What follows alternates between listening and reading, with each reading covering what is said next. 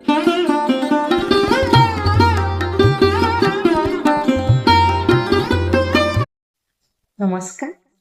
ସୁସ୍ୱାଗତ। ଆଜି ହେଉଛି ପବିତ୍ର ସ୍ୱାଧୀନତା ଦିବସ। ଏହି ଅବସରରେ ସମସ୍ତଙ୍କୁ ମୋର ଶୁଭେଚ୍ଛା ତଥା ଶିଶୁ ହେଉଛି ଆମ ଦେଶର ଭବିଷ୍ୟତ।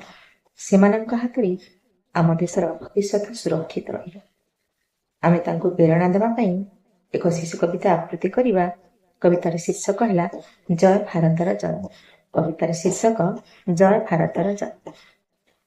ସ୍ୱାଧୀନତା ଆଜି ନିଦ୍ରା ଯାଉ ଭାଜି, ସ୍ୱାଧୀନତା ଆଜି ନିଦ୍ରା ଯାଉ ଭାଜି, ହେଜରେ ବାଳକ ଗଣ ଏଶୁଭ ଲଗନେ ଭାଳ ମନେ ମନେ ମହାପୁରୁଷଙ୍କ ପଣ, ଏଶୁଭ ଲଗନେ ଭାଳ ମନେ ମନେ ମହାପୁରୁଷଙ୍କ ପଣ।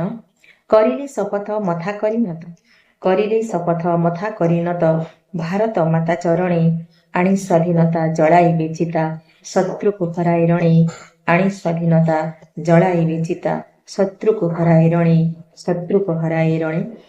ବାନର ସେନାଏ ଧରିଲେ ତିରଙ୍ଗା, ବାନର ସେନାଏ ଧରିଲେ ତିରଙ୍ଗା, ବୀର କିଶୋରଙ୍କ ଗୀତ ପଢ଼ି ଦେଶବାସୀ ତେଜିଲେ ପ୍ରକାଶୀ, ବୁହାଇ ନିଜର କତ, ପଢ଼ି ଦେଶବାସୀ ତେଜିଲେ ପ୍ରକାଶୀ, ବୁହାଇ ନିଜର କତ। ବାଜିରାଉତର ବଜ୍ର ଶପଥ, ବାଜିରାଉତର ବଜ୍ର ଶପଥ, ନା କରିବନି ପାରି, ଛାତିକୁ ପତାଇ ରକତ ବୁହାଇ ଜୀବନକୁ ଦେଲା ହାରି, ଛାତିକୁ ପତାଇ ରକତ ବୁହାଇ ଜୀବନକୁ ଦେଲା ହାରି।